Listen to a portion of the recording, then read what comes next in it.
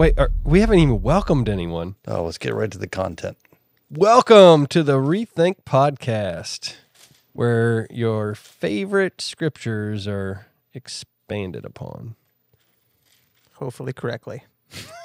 Nope, no guarantees there. Did you guys have a podcast last week? Yeah. I wasn't here. Yeah, we did. Probably will have the highest viewers too. Did it get edited and put on the internet? Matt and I weren't here. That's why we did it. What did you talk about? You guys. Jesus. I think we said we voted you guys off the island, but we are going to bring one of you back for a final death match. Oh. But we decided it was going to be you two together. So Is it based on the microphones? Yes. So just like slowly drifting away. Caleb. Look at it. It's just like super slow. Stefan, can you come and fix this? Yeah, you're the I put it up studio right there. engineer. Man, Like everyone give it up for Stefan.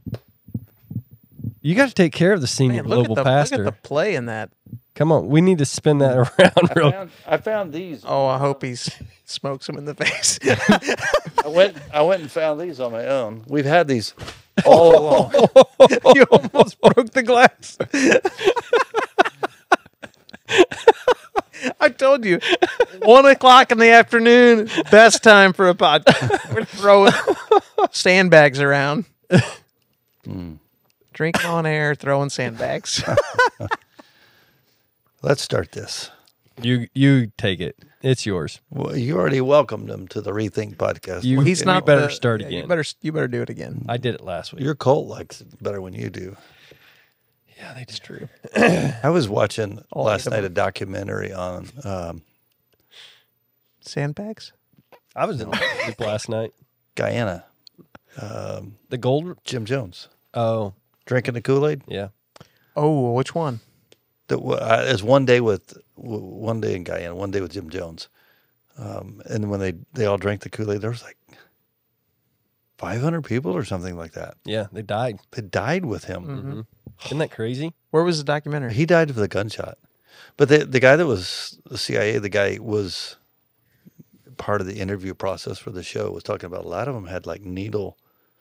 They were injected. Mm. They wouldn't drink the Kool-Aid, so they murdered them. Wow. But he says in that, this has nothing to do with Mark, but he says in that they're playing clips from Jones himself, some of his speeches, and he is proclaiming that this isn't a suicide, this is a martyr's death. Mm-hmm. And they weren't afraid. There's nothing to fear because they're going to leave this life and go to the next life. And he puts the pressure on the parents to give the cyanide to their children first because they want them to be sure to enter paradise. Like, wow, so intense. Anyway, cults do crazy things. So I just figure your group. Whoa. Let's just be clear. It's not a cult. Well, yeah, it's not a cult. They're great people. We follow Jesus, not a person. Mm-hmm. Speaking of Jesus. Let's jump in, Mark. All right, we're providing worthless outtake info. I don't know. You pretty much called Andrew Jim Jones. I don't even like Kool-Aid. What I'm just saying to that group is Either. be careful, okay? Just be careful. Yeah, I don't think that's any better. But anyway, go ahead. Let's make sure that doesn't get in there, Stefan, so we don't offend, like 200 people. I don't think he's concerned about offending anyone. It's past 1 o'clock. It's prime offense time. Equal opportunity. Prime time, baby. Equal opportunity offense. Everyone's on the chopping block. Prime time, baby. Everybody's going down. That's why we take Everyone's afternoons off. All right. We don't have Caleb, but Caleb was here last week. What did you guys talk about last week? Give us a quick summary. The Trinity, the nature of God, just big theological truths Pretty simple to understand. of the Difficult. death, burial, and resurrection of Jesus. In the Garden of Cinnamony, according to Caleb. Yeah. Simony? We worked on saying Gethsemane, but Caleb was struggling. That's but because he was saying it in Spanish. Yeah. So, Gethsemane. yeah. Okay. Well, we're going to wrap up Mark today. We're going to, we're plowing through chapter 16, 1 through 8, which verse 8 is the last verse of the Gospel of Mark. And then we're moving on to new stuff. I don't even remember what it is. What is it, Levi? The next series? Yeah. Balancing Life's Demands. Balancing Life's Demands. So Mark is... But that's all I know. Us too. Why do we do this? Mark's been good. I don't know your perspectives as we've gone through it, but I've grown really to enjoy this more and more every week as we see the flow and the context and what Mark's setting out to do. I mean, when you just cursory read Mark, it's this quick summation story, but man, he's revealing so much for us about Jesus the Messiah. Mm-hmm. What's been your highlight really for you guys as we've gone through this?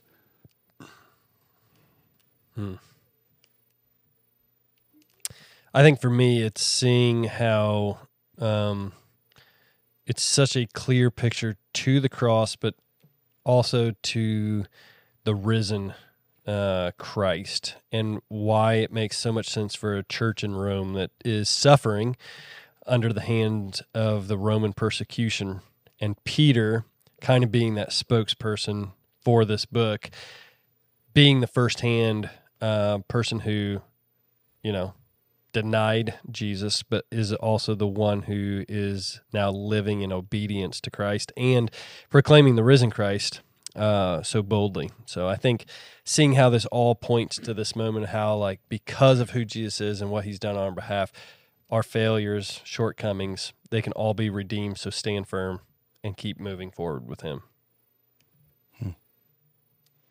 I think for me, I love seeing the urgency of Mark's he's just so focused on, you got to answer the question, what do you believe about Jesus? So I guess just coming back to that week after week and all these stories has been really fun. It's been essentially the same message for the entire thing. Mm-hmm. Who is this guy? Who is this guy, and what does it cause you to do? Mm-hmm. There's been tons of Old Testament references in Mark that I didn't really pick up on until I went through it studying this time too. Yeah. Let's hear from our local Marconian expert. No, I was just say in my he has study. a book. Yeah, He has but a book. in my study, Marconian expert. That sounds really good. You should write a book. Can we change his title on the website? Marconian expert. whatever. We get 4 hits a year, so. But yeah, no, just in my study and my preparation for this series, believe it or not, it really was the cross that stood out to me the most. By the time I got to Mark 15, I don't know, everything that had been building up to it, that was the moment that I was like, wow, I don't really know what words to put anymore because I just can't express it accurate. I mean, enough because of how overwhelming and impacting the cross was. So I kept resonating with this word amazed. Over and over again, Mark says they were amazed. They were amazed. They're amazed he walks on water. They're amazed he calms the storm. Jesus is amazing. He was like them. He was among them. He was amazing. Mm-hmm. Pretty neat. The humanity that's portrayed, Son of Man, the whole imagery there, but he is so clearly God in the flesh. And then to tie into what you said with Peter, that being the, kind of the supplier, the source, primary source probably for Mark of the information. This book closes with a message, verse 7, go tell the disciples and Peter. He is ahead of you in Galilee, just like he told you he was going to be. He's risen. And the angelic message to Mark, that Mark includes here, to Peter, go make sure Peter gets this message. Don't you know when he's sharing, recounting, and they're talking about this, that's a big deal. Mm-hmm. Like, this is a message when you're, God wants to make sure that Peter gets the message that I still love you. There's grace and there's mercy available. You know, I was crucified, but I am alive. This is all according to plan. Go feed my sheep, which is what he's going to tell him. John records for us in John 21. So pretty neat story. And I think that's been valuable. I wish, you know, for my own personal sake, we would go through every verse. We kind of have. We've kind of cheated as we've highlighted pieces. The group at the Harley Barn is doing every verse, and we're still back here in chapter 9. I was going to ask you how far you been. I don't think people would tolerate that. You know, maybe so. I don't know. I don't know. I will say this is the longest series we have done that I feel like as you guys have preached through it, you've gotten more excited about it. Because typically after we hit like week 10 or 11, it's like, What well, are you trying to say? we're ready to move on. But this series, I mean, I haven't got that sense from any of you guys. Right. It's gotten better as we've gone on. I agree with that. It's good. Mm-hmm. Last week, you highlighted the garden, betrayal, garden, and arrest. what stood out to you from that message, that study? I think the fact that Jesus had predicted all this 8 times before we get to this moment, and the disciples are still found sleeping. And even 24 hours before this in Mark 13, when Jesus is like, hey, you don't know when the hour is going to be, you know. Stay awake. Stay awake. Keep watch. And here we are sleeping. But it's also a picture, I think, of the wilderness temptation where he's battling Satan.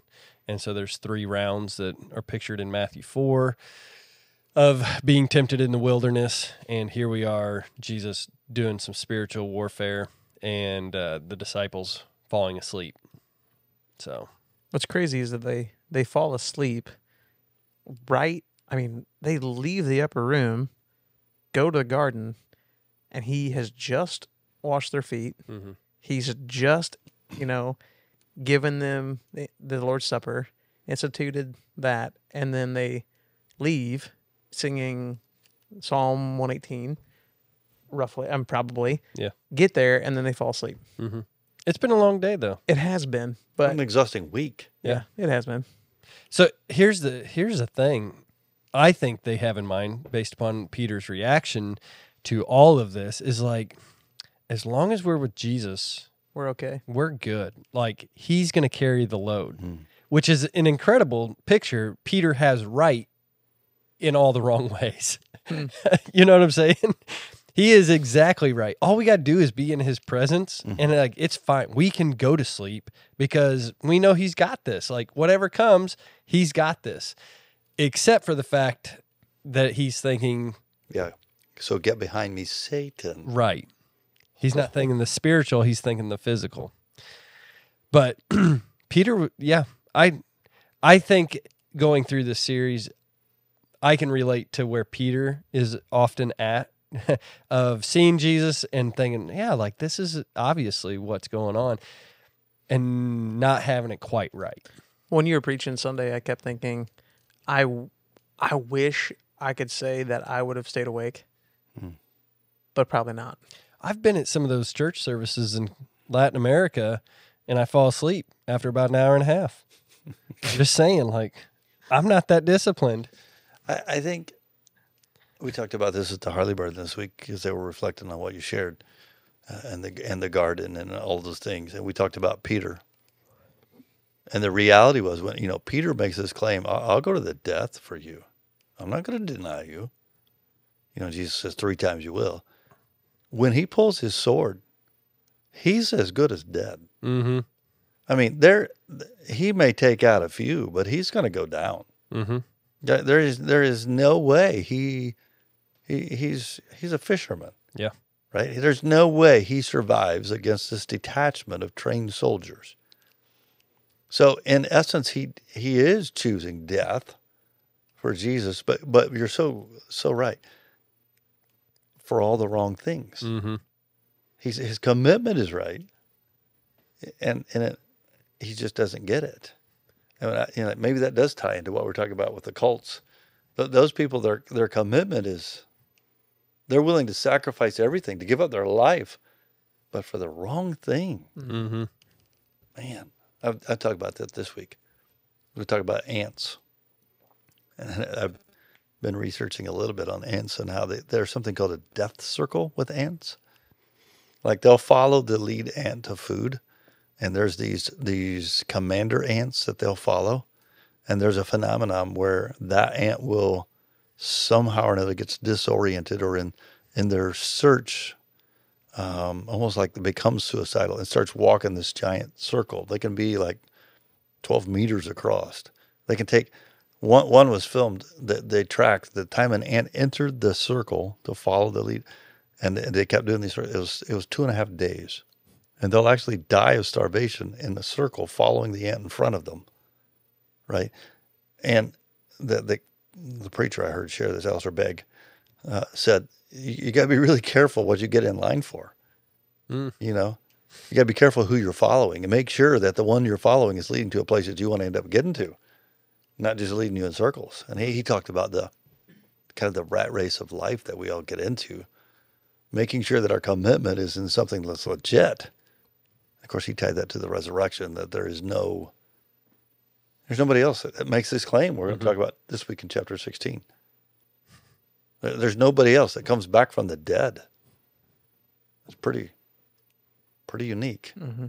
So along those lines, I heard something really cheesy on WBGO. Yeah, the radio station. That's shocking. So they said, you know, it was this evangelist talking. The shocking part that he was listening. Oh, No. oh. So okay. there's this evangelist on there, and he's like, oh, I meet people that say they're Christian all the time. He's like, you know what the major part of Christian is, right? And yeah, it's Christ. Like Christ is in that.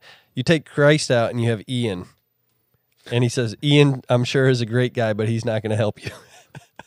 So then he goes on and he says, a lot of times I meet Christians who are more like Ian than they are Christ. And I was like, oh, that's actually kind of funny, but true. It's cheesy, but it's true. Mm-hmm. A great way to Like if we're going to be, named Ian. I like my illustration. My illustration was better. it was fine, but I but that's funny. isn't suckered it? you all in for a minute. I'm talking about ants. I knew where you're headed. I know. I told it to you earlier. Don't be an Ian. Don't be an Ian. I knew if an you Ian are once. an Ian, well. If you're going to get in line and march after somebody, make sure they raised from the dead. What I did with this, There's only one of those. Well, Lazarus. So why do they Don't say follow on the it. cross, when he's on the cross, what did they say? As he says, Eloi, Eloi, lama sabachthani. My God, why hast thou forsaken me? You talked about Good. that last week, right? With the No, I didn't get there. he didn't get there. We didn't get to the cross. He got to midnight. Psalm 1. Thursday night. I mean- 122? Mm-hmm. It's not 122. It's either it's Psalm 22. Psalm 22. 22. The call for, that talks about the crucifixion. Mhm. And it really, he's just trying to get them to think about that psalm, which concludes in victory. Yep. But they say that he's calling Elijah. What's that about? Mr. Mark? Well, Elijah was connected to the coming of the Messiah and what God was doing. And so in that, I mean, they're expecting, So Elijah to come. could they kind of be saying that if he's calling Elijah, he can't be the Messiah because the Elijah hasn't come yet? Which Yeah. I think John the Baptist played the role of Elijah, Mm-hmm. Yeah. but they didn't acknowledge that. And Elijah was what? One of two that never died. So maybe there was always the assumption that he was going to physically come back. I think they held that. Yeah. They may come back someday. Mm-hmm. And he's going to come back someday before the Messiah comes.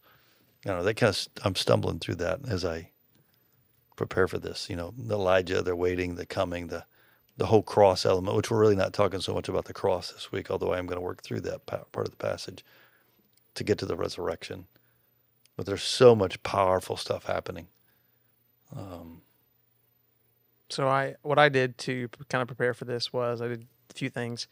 I went back to our Luke series and watched all the videos we recorded several years ago, just to kind of get my mind in the right perspective. Like, because we went through pretty heavily. Like, I recorded videos in all these spots. So I just went back and watched all those videos.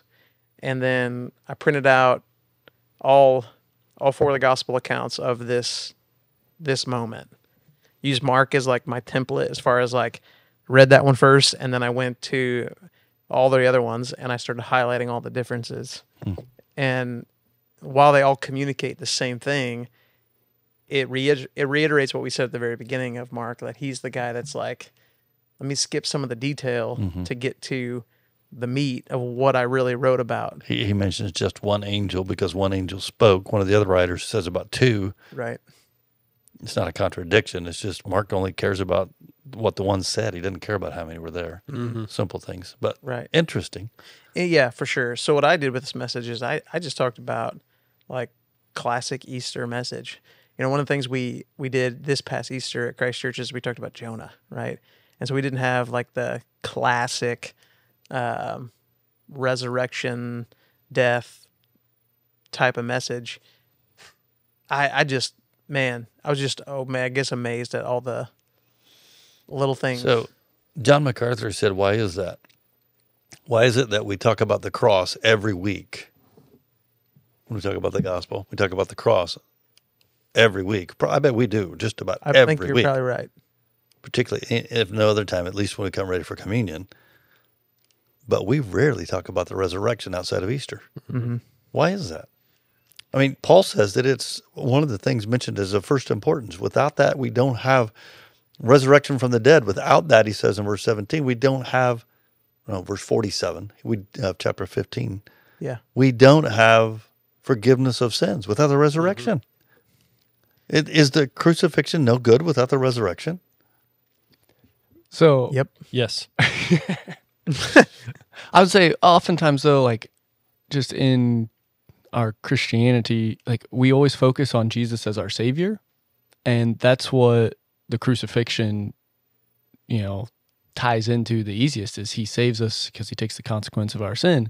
But we also need to highlight Jesus as Lord. And so like sometimes we've made that salvation of being saved from the punishment of our sin kind of the ultimate thing that Jesus does, when really the resurrection is even bigger. I mean, you got to have the crucifixion get to the resurrection, but we focus more on the Jesus as Savior more than Jesus as Lord. Yeah, because like that, another way of saying that is like Jesus saves us from our sins. He gives us a new identity and purpose for today, and he gives us a hope of eternity in his presence. But couldn't he have provided that without the resurrection? What if he would have just went right back to the side of right back to where he came from, right back to, to glory, if he became part of the Father again? Well, it's not a martyr's death, it's a substitutionary death. And a substitutionary death in this is only valid if it is truly a perfect sacrifice. And the perfect sacrifice was going to be the Messiah that would rule and reign. So it has to be a Messiah that is alive as well. So he's accomplishing two things. He comes back in flesh, but something has changed. He walks into he appears into a room, the upper room, where the disciples are gathered behind locked doors after the resurrection. He doesn't do that before. Still has scars, Thomas, look. But he's changed. His form has changed. I don't know. That's the power of the I resurrection. believe that because this is what Paul's teaching us through Scripture. This is what the message says. Bodily resurrection. But the cross is where he paid the penalty for my sin. I'd viewed the resurrection as proof that he was God doing that. Mm-hmm. Maybe I've been wrong in that. It's more than that. I think it is a testimony. Like he is God. So I think we were talking about this last night in my group, not a cult, but a group. And I brought up The Lion, Witch, and the Wardrobe is a C.S. Lewis wrote that in order to help give a visualization or a picture of what this could look like. And it's a picture of Aslan laying down his life for, not Peter, what's the other boy's name? Is it Eustace? No. Part of it. Peter's part of it. Yeah. It's the other boy. Edmund. Edmund. Oh, yeah. Yeah. Right? Is that the one? Sounds right. Lucy, Edmund. There's Peter. 4 of them. Well, there's only 3 in that one. Anyway, one of the boys is captured by the White Witch, and Aslan lays down his life. And the whole picture there is like, oh, look, we got the lion, and they, demain him, and they do all these things.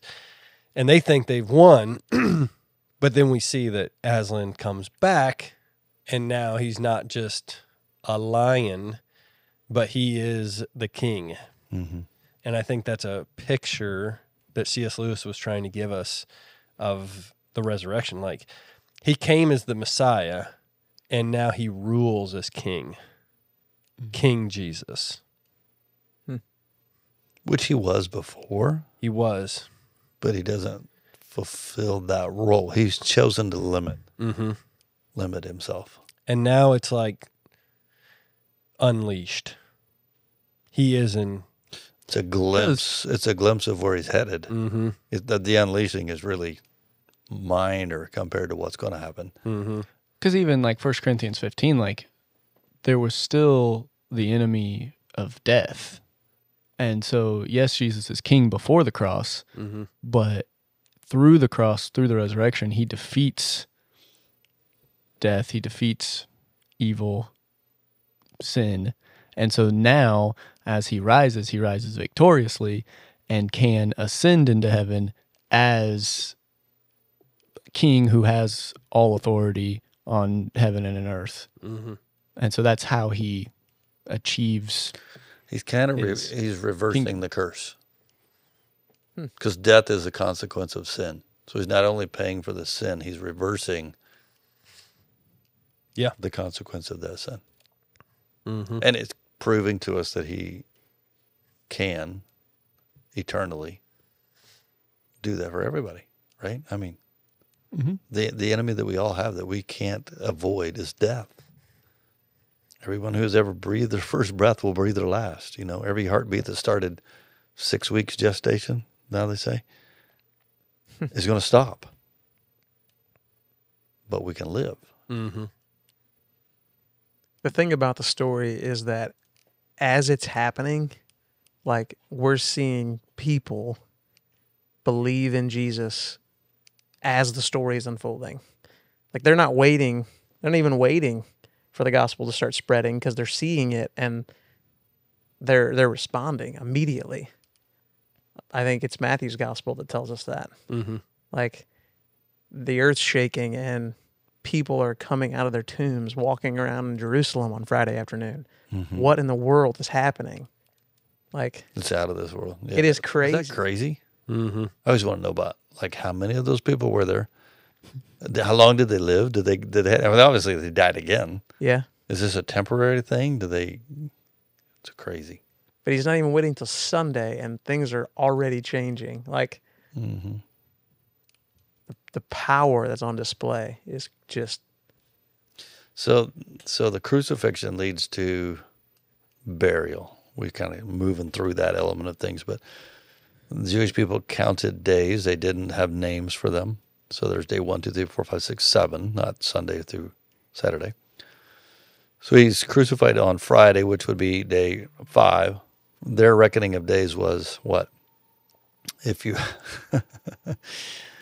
See, Jesus is doing a workout He's there. crucified. he's crucified. He's dead. Maybe on his back.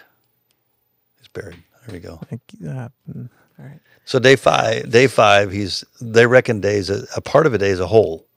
It's kind of like when you book an all-inclusive tour. If you get back at 7 a.m. This is the never greatest booked one. This is the greatest way you explain this. Yeah. Anyway, You get back at 7 a.m., that counts as one of your 10 days, right? Even though you didn't do anything fun, it counts. So Friday, not 3 o'clock, he dies. So from 3 to 6 is day 1 that he's dead. Saturday is day 6. No, day 7. It's the day of rest. Right. Yeah. Right. And he's in the grave all day That's day 2 of death. And then Sunday morning, the first day of the week, which we're going to read about, 16:1, the first day of the week, he resurrects at daylight. So he's been, for the third day in the tomb, he's been in for at least 12 hours of that, or roughly 12 hours of that. So there's your 3 days. And Sunday morning he comes forth. Now, we don't know anything about the resurrection, how that actually happens. There were no witnesses. It's inside the tomb. But here's we may not have witnesses, and we don't. But you have this. He dies Friday. Friday after he dies, there's this. Oh, like he said 3 days. So Not his disciples, though. right, His enemies. yes, Because they're concerned somebody's going to steal the body. they're concerned that somebody's going to steal the body, and they're going to claim he's resurrected. And so, what happens? They send a guard. Yeah. So the law keepers break the law and go to the Romans Yep. on the Sabbath. So they journey and they go to the unclean. No. But it doesn't matter. They're breaking all kinds of rules to do this criminal act. And they have a guard posted and a tomb sealed. You can even go back to the fact that Joseph of Arimathea goes to Pilate and wants the body. He was a member of the council. Matthew's gospel says he isn't okay with their vote to kill him. He, at some point, becomes a believer. Nicodemus is there. And then all of a sudden, John says Nicodemus shows up. And those two take the John's body. closing that loop from chapter 3. Yeah. They take his body to a never-used tomb. Then they Did you send the catch in guard. there? See, Nicodemus put 75 pounds of spice Yeah, on him. 75 pounds. Why are the ladies taking spice on Sunday morning? I don't know. He's had enough. Yeah. Because he got to be an act of love. Do they know that happened? That's what I don't. Yeah, they were there. It says they were there. That's true. I don't know. They were there at the death. They were there at the burial.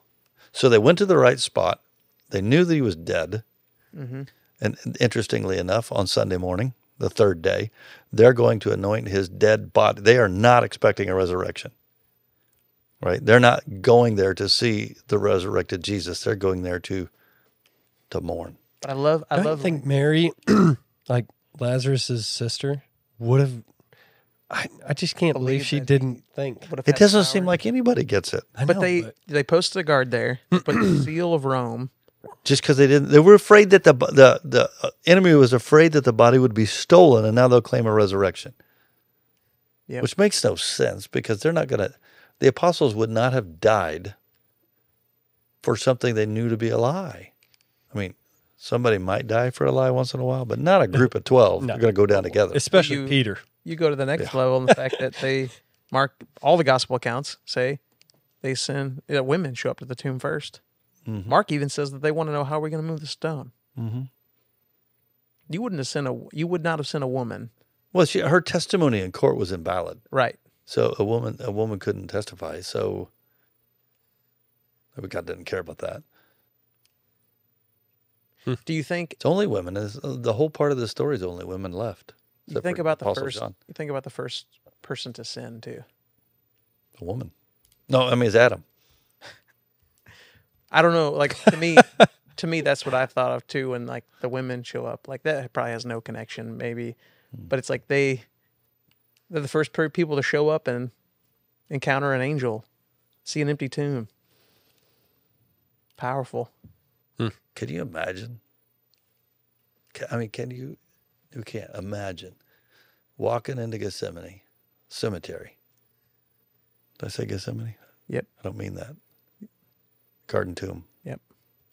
I don't think it was the garden tomb. I think it was. That's another. I thought you were gonna. I was like, is he gonna get into this? No. Can you imagine that walk into a tomb? You're full of grief. Everything is dead in a horrible way. You witnessed it. You saw his body placed there. He's going to stink. You're not sure how you're going to actually perform what you want. I mean, everything about this is just mind blowing. It's daylight,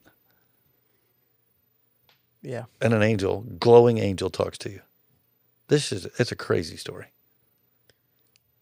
I wonder if they. I mean, they had seen all of the brutality of Friday morning. You know, I mean, Jesus has been through a lot physically. Talk about post-traumatic stress. He's been up all night. He's beaten, whipped, cat o' nine tails, the whole deal. I mean, they have seen... A high percentage of people never survived that. Right. Shredded. Much less they say anywhere from 75 to 125 pound cross beam. You fall on your chest and face. I mean, that could have killed you. Mm-hmm. After you've been through all of the other things. Spear in your heart. Yep. Sometimes I think we get this picture of Golgotha as this, crucifixion happening high on the hill and people are down below, and Beautiful sunset behind it. but it's not the way crucifixion happened. It's horrible. It's eye level. Mm-hmm. It's brutal. They've watched him go through all this. So it's like, you're talking about like she'd seen Lazarus, but you wonder if she's walking to the tomb with a little bit of... Well, Lazarus seems to be a peaceful death. He died of an illness.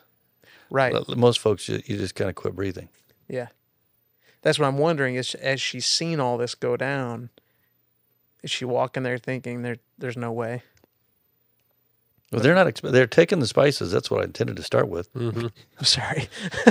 They're taking the spices because they expect that he is dead. Mm-hmm. How could he not be dead? They saw all that. Mm-hmm. And then what does the angel say? Look, he's not here. Okay, there's his clothes. They're nice and orderly. He slipped out of them. He didn't take them off. He's not here. Something I had read on this is that when the when the garments would be folded like that, it was a symbol of return in the Hebrew. Really? Yeah, I had read that last week, and then someone actually brought it up in our life group last night. But yeah, when it talks about the garments being folded, it's actually in a Hebrew mindset of I'm coming back. I think that's really powerful because he left a testimony right there. He's alive. Mm-hmm. Also, like, they would not have been expecting Jesus to bodily resurrect from the dead right now because, at least according to, like, N.T. Wright and his research into that, like, they were expecting a resurrection, but that to happen at the end of the age when God restores and Kingdom. brings about the new creation. And so for there to be a bodily resurrection of Jesus when there's still suffering and evil going on, and for Israel to be under control of Rome, like, for that to happen then didn't make sense. For it to happen at the end of the age would make sense, but it was... So really, Not that's when when it it- started the pre-millennial, amillennial, post-millennial debate, and Left Behind series got wrote. I did not see that Is coming. that what you're saying? Did not see that one coming at all. Me either. But that's just like, it did not make sense in their mind. I had a lady in Israel tell me Resurrect. that. There's no way the Messiah has come. She said, look around. Things are still messed up. Mm-hmm. Right? And so the resurrection could not happen and things be so out of order.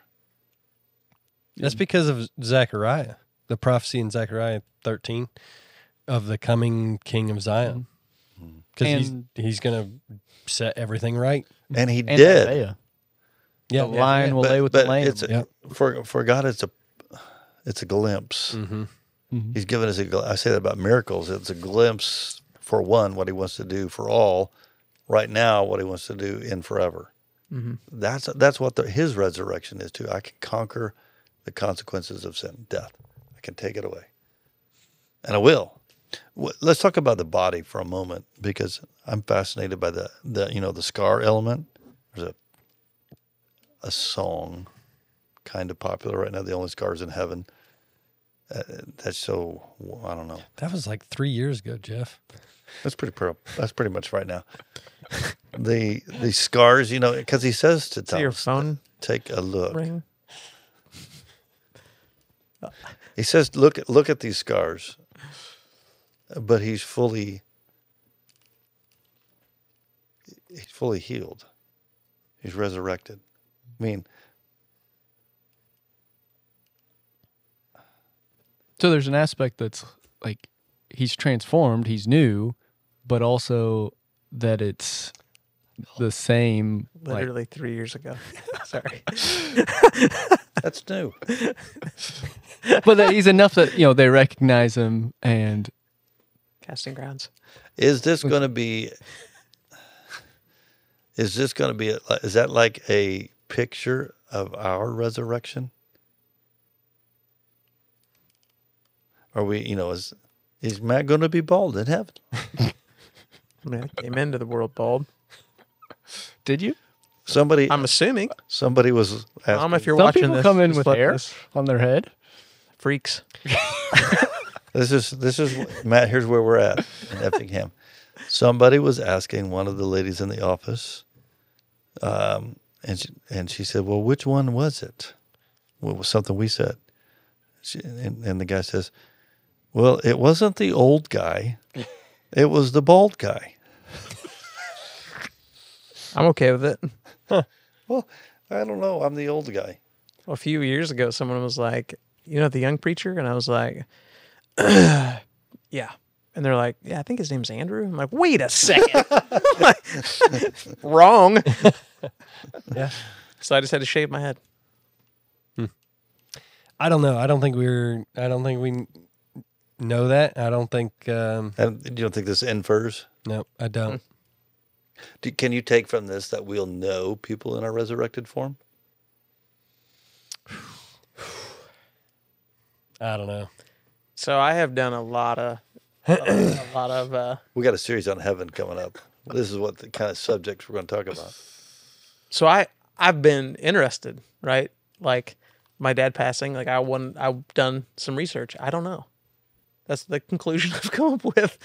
It's the same one I had Be a before. short series.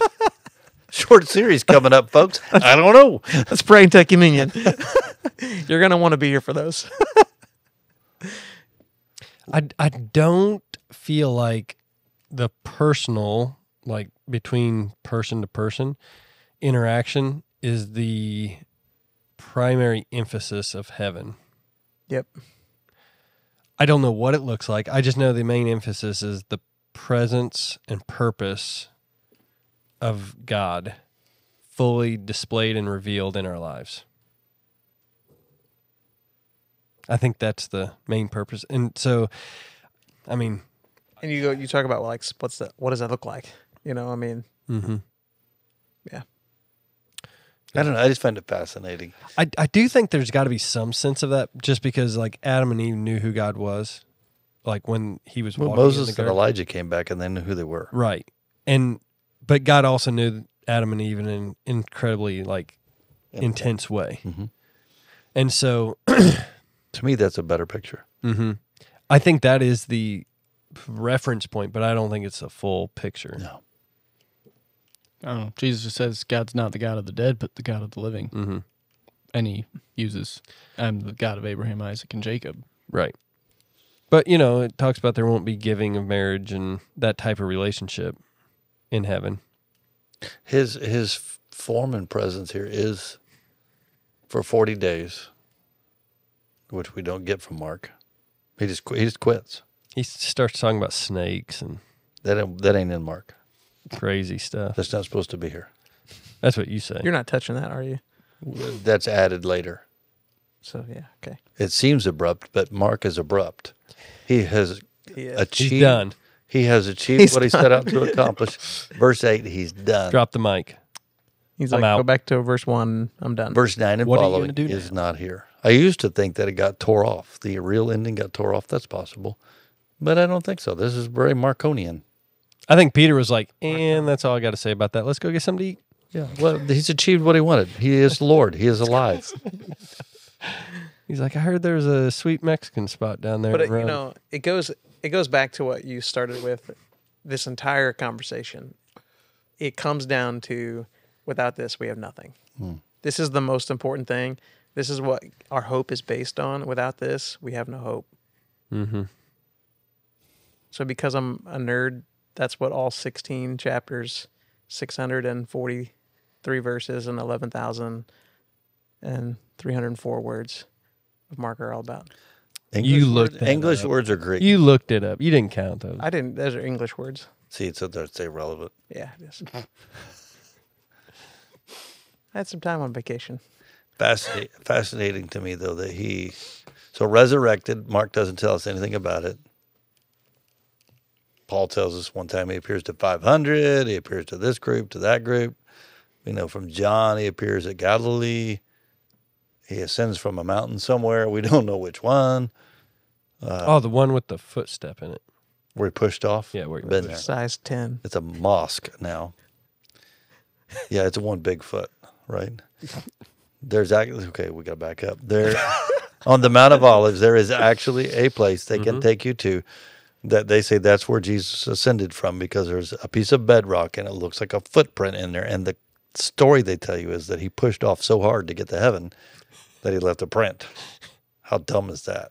It's kind of like when Iron Man takes off. Yeah. Iron Man. When they said that, I was like, oh, please. Of all places, this ain't the place. Right? But It's like I hope he said it just like that too. This ain't the place. this ain't it, y'all. But like when we went to Bethlehem, and we walked into where they had the manger, and guy said for $20 we could skip the line, so we skipped the line, and you walk in and you're like, man, it's place. Let's get out of here. for $20, you can skip the line. We did. But he's changed. Jesus has changed when we get to the end of the story. And Mark doesn't tell us about it, but it's fascinating. Like, he's not really here most of the time. It doesn't seem like. They're not camping again. He just comes and goes. And then we wait for him to come back. Let's quit. Dan, what to say? I'm done. This has been awesome. I loved it. It's been really good. I don't think we could ever study the Gospels enough. Agreed. Right? I mean, we need to come back to a gospel study regularly, because you got to stay tied to Jesus. You get caught up in religion, but when you get Jesus, this is so pure. You guys heard it here. The series and how it was broken up was done perfectly. It's from Jeff's. Actually, Despite the fact that the series skipped a ton of good stuff. I was going to say. we skipped the crucifixion. I was hoping. No, we did not. We skipped all that stuff at the end. You said it was fantastic. Jesus is fantastic. Okay. If we could layer in some comments of him talking about who broke this up, then end with, this was great. See y'all.